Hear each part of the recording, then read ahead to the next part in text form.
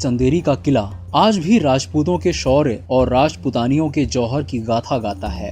इस किले का ऐतिहासिक महत्व ये है कि इसी की वजह से मुगल बादशाह बाबर को भारत में मजबूती से पांव जमाने का मौका मिला। चंदेरी का युद्ध 6 मई 1529 ईस्वी को मुगल बादशाह बाबर एवं राजपूतों के मध्य लड़ा गया था। उस समय चंदेरी का प्रसिद्ध दुर्ग मेदिनी राय के अधिकार में था, जिस पर काफी समय से बाबर की नजर थी। खानवा युद्ध के बाद बाबर इसकी तरफ बढ़ा। बाबर ने मेदिनी राय पर धावा बोला, लेकिन मेदिनी राय ने किले का फाटक बंद कर दिया। ये किला बाबर के लिए काफी महत्व का था, इसलिए उसने मेदिनी राय से ये किला मांगा। बदले में उसने अपने जीते हुए कई किलों में से कोई भी किला राजा को देने की पेशकश भी की, परंतु राजा चंदेरी का किला देने के लिए राजी न हुआ।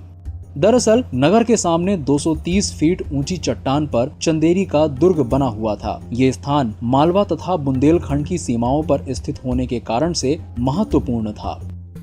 चंदेरी का किला आसपास की पहाड़ियों से घिरा हुआ था, इसलिए ये बेहद सुरक्षित किला माना जाता था। बाबर के प्रलोभनों को नकार कर मेदिनी ने बाबर से युद्ध करना स्वीकार किया। गुस्से से बौखलाए बाबर ने किले को घेर कर युद्ध का ऐलान कर दिया।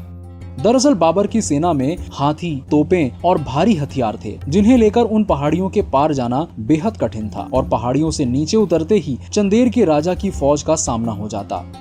कहा जाता है कि बाबर निश्चय पर दृढ़ था और उसने एक ही रात में अपनी सेना से पहाड़ी को काट डालने के लिए कहा।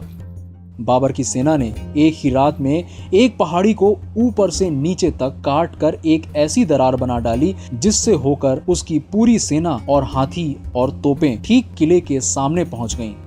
मेदिनी राय ने जब सुबह अपने किले के सामने पूरी सेना देखी तो वो दंग रह गए, लेकिन राजपूत राजा ने बिना घबराए अपने सिपाहियों के साथ बाबर की विशाल सेना का सामना करने का निर्णय किया।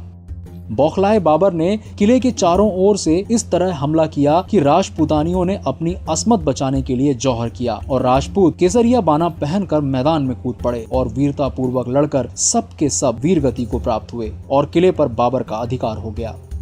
मध्ययुगीन इतिहास में चंदेरी का जौहर अब तक के इतिहास का सबसे विशाल जौहर माना जाता है। बाबर की इस जीत के काफी दूरगामी प्रभाव हुए। कई